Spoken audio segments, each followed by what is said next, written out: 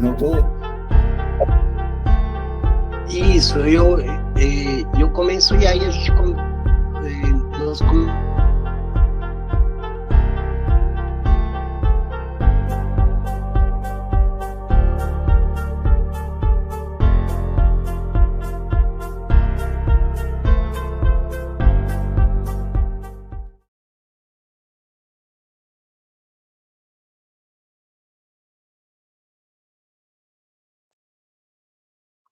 ok. Facilitei. Já?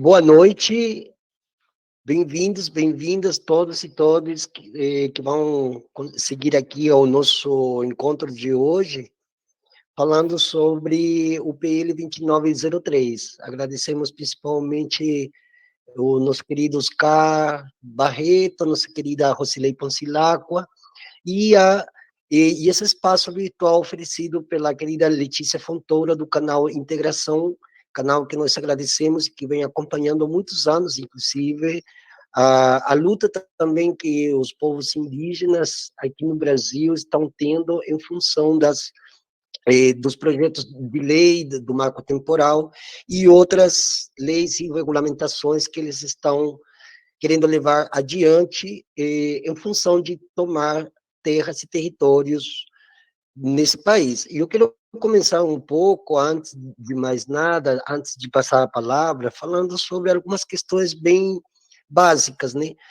Nós gostaríamos de estar falando, inclusive, sobre questões indígenas, em aspectos de cultura, de cosmovisão, em aspectos cosmopolíticos, em aspectos também de percepção de mundo, para educar as pessoas. Porém, existe uma grande barreira, pode ser assim, né, que é o aspecto legal ou legislativo, em função de que existem grupos que estão querendo dar continuidade ao processo de colonização que aqui começou no ano de 1500 e que hoje nós chamamos de neocolonização, e cujos arautos são legisladores que estão dentro dos corredores do Congresso Nacional, a fim de explorar de forma, inclusive, irracional a terra e levar as riquezas, isto é, um saque das riquezas. Nós sabemos que, infelizmente, o Brasil hoje tem uma grande maioria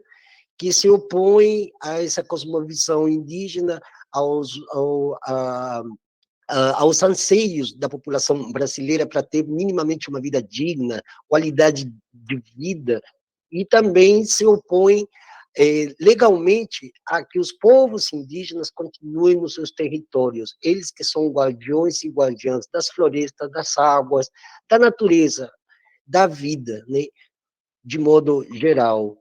E hoje nós vamos tratar esse tema, né? Vamos apresentar, eu vou ceder a palavra para que a querida Rocilei e o companheiro Oscar também se apresentem e contem suas inquietações, seus pontos de vista em relação a essa votação que aconteceu essa semana, né, e que infelizmente não foi do jeito que nós esperávamos, e também algumas propostas ou encaminhamentos, ou o que nós poderíamos, como pessoas que estamos nessa militância, nesse ativismo, nós que estamos protegendo e defendendo também a vida como um todo, o que nós temos como propostas, como encaminhamentos, né? Bom, quer a palavra, Roseli? Não, pode começar. Então, obrigado pelo convite a todos que estão assistindo. É um prazer falar com vocês. É bom estar falando de um tema tão duro, mas ele é tão importante ser tocado. E eu estava lembrando, nesses dias, quando eu li um livro que é The Going Dark, de Guy McPherson, que é um cientista americano que é um climatólogo, e o tema dele, ele fala nesse livro sobre a questão das mudanças climáticas que estão no planeta, né? E eu estava lembrando, quando eu estava falando disso, porque eu lembrei que no Burundi, estava no Burundi, e com um belga na África não é muita boa coisa, não, mas esse belga é um senhor muito antenado, que ele chegou para mim e falou assim: Oscar, bicho, o mundo tem de parar,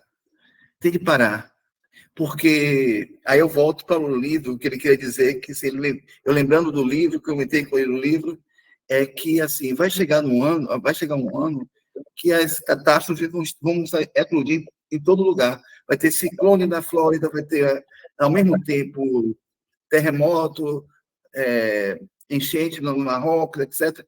E isso tá acontecendo exatamente agora, né?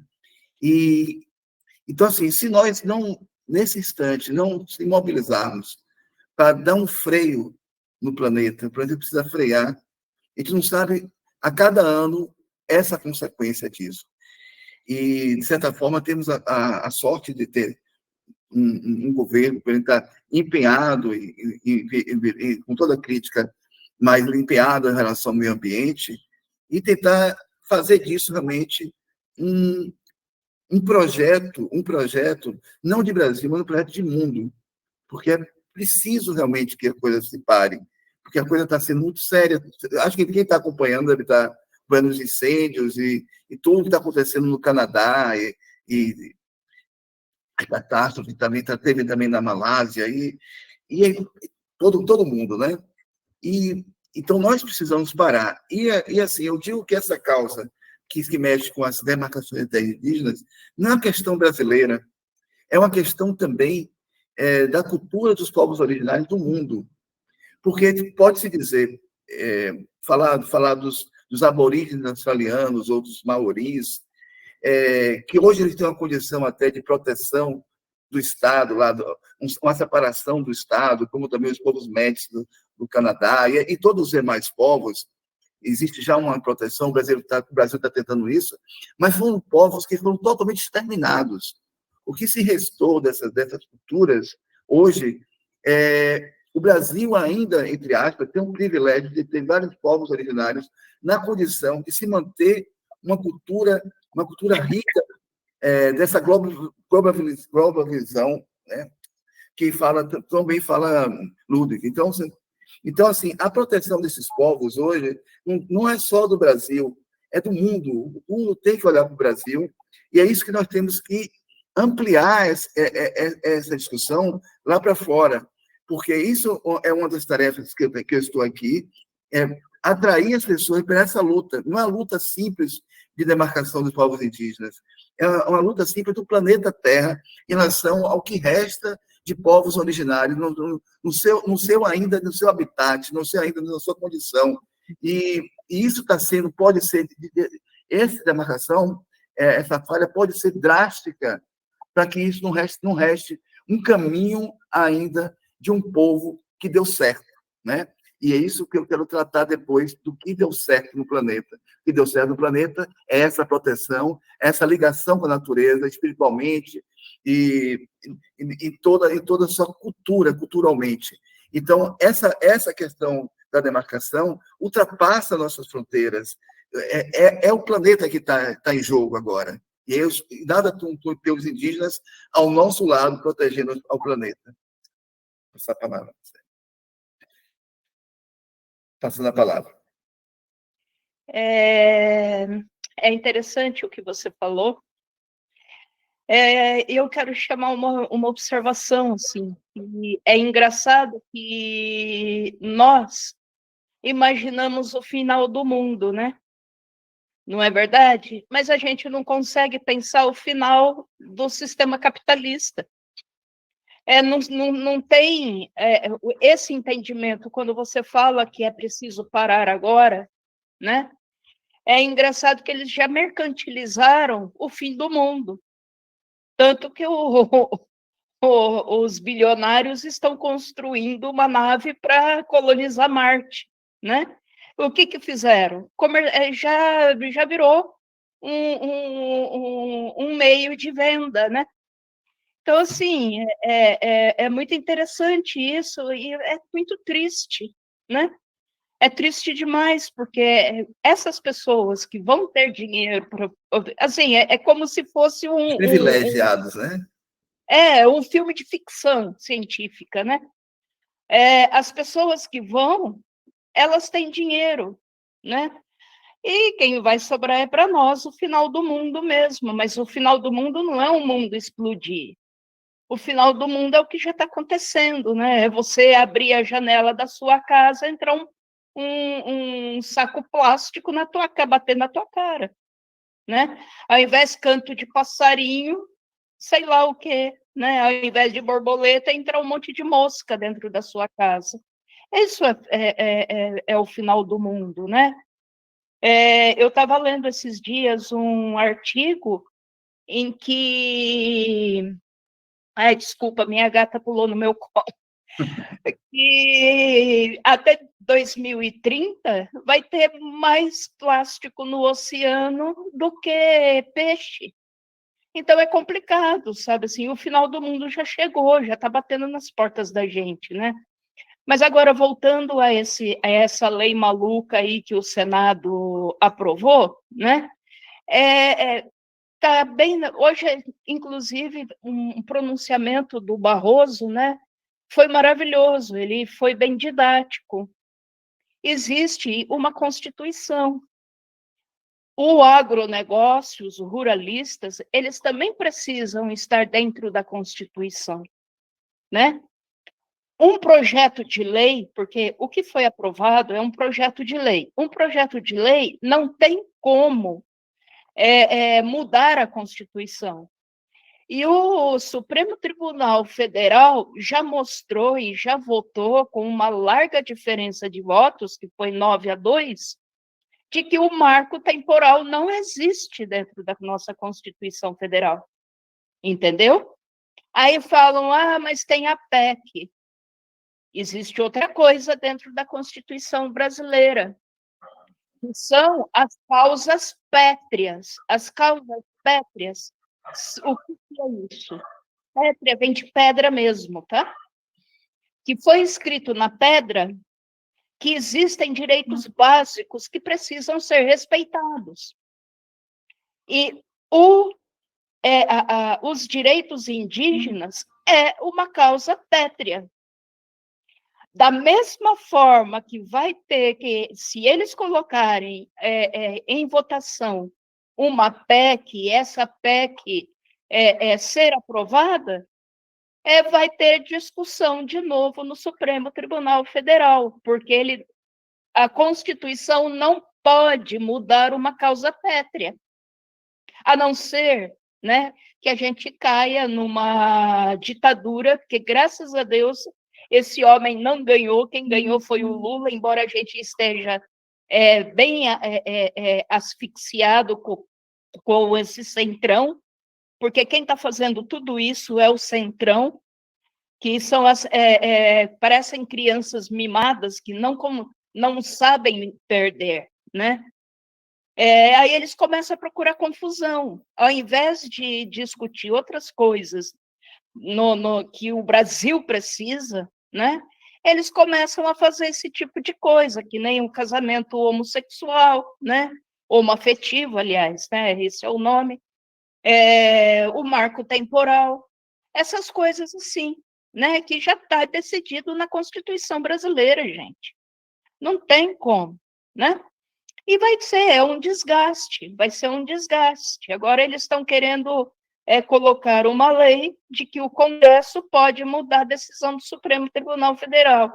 E hoje, de novo, o Barroso foi fenomenal. Ele falou, já existiu isso.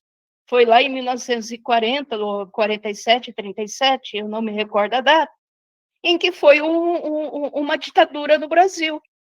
A partir de uma ditadura, realmente você consegue mudar a Constituição. Agora, se não houver a ditadura, eles vão ter que respeitar o que está rezando a Constituição brasileira. Porque, embora esses padres, esses pastores ficam arrotando a Bíblia na cara da gente, né? Não é a Bíblia que é a nossa Constituição. O sagrado, para nós, é a Constituição de 1988. É por isso que ela tem o nome de Constituição Cidadã. porque ela garante direitos e deveres. E os direitos estão bem claros. Entendeu? É isso. Eu só, antes de passar para ele, só para observação, a Lúcia vai tratar esse assunto, que também a gente não, que o próprio Toffoli, né, ele deixou no voto dele uma questão do uso da mineração. Não foi isso, eu entendi bem? E eu acho que isso é um risco também, né?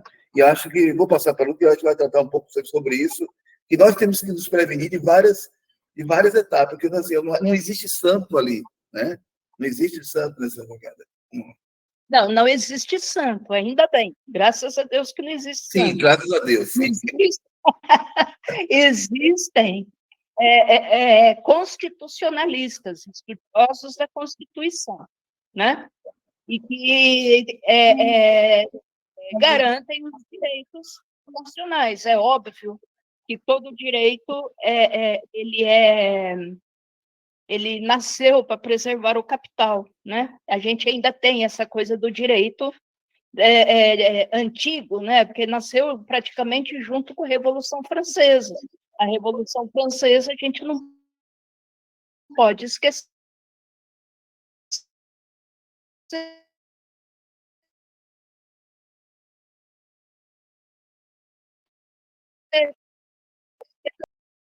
Né? A partir dessa Revolução Francesa. Só que tem uma hora que a sociedade ela quer garantir seus direitos. E é por isso que apareceu a Constituição Cidadã. Ela já foi mudada várias vezes, mas as causas pétreas, não. E é bom que isso venha a público para se discutir, porque existem várias coisas que o agronegócio não obedece no Brasil. Igual aquela cláusula, né? Todos somos iguais perante a lei. Não, não somos. O agronegócio não é igual a mim, né? Qualquer chapeludo não é igual a mim. Por quê? Porque eles não pagam imposto de renda. Se eles fossem iguais a mim, eles pagariam impostos. Só que eles não pagam. Existe aquela aberração no Brasil que se chama Lei Candir. Por quê? O que vocês precisam entender é o seguinte, né? Por que eles querem desmatar a Amazônia para colocar o boi lá, né? E eles não fazem nenhum esforço de fazer um açougue, sei lá o quê. Não, eles querem exportar o boizinho, a coisa mais ridícula do mundo. É uma coisa assim, inimaginável o sofrimento desses animais, né? Que eles colocam tudo dentro do navio e manda vivo, sabe lá Deus aonde. Como jumento também, né? Como jumento também. Vocês perguntaram o porquê disso? Porque eles não pagam imposto. O Lei Candir é isso. Por que eles, ao invés deles mandarem para fora o óleo de soja, a soja processada, etc., etc., não, eles mandam in natura, para não pagar imposto. E nisso eles impõem ao Brasil a ignorância deles. Dinheiro traz o quê? Inteligência pode trazer, mas ela traz principalmente ignorância. Esse agronegócio é a pior coisa do Brasil. É a mesma coisa de 500 anos atrás. Porque 500 anos atrás, se mandava para fora daqui o pau-brasil, né? E tem uma coisa interessante nisso, né, agora, porque a China declarou, por exemplo, que daqui 15 anos, ou até menos, ela vai ser autossuficiente em soja. Essa gente burra vai vender soja para quem? Me diz. Quem é o maior comprador de soja do Brasil é a China. Se a China não precisar mais do Brasil, ela vai fazer o quê com essa soja? Esses bilionários bobinhos vão fazer o quê com a soja deles? entendeu?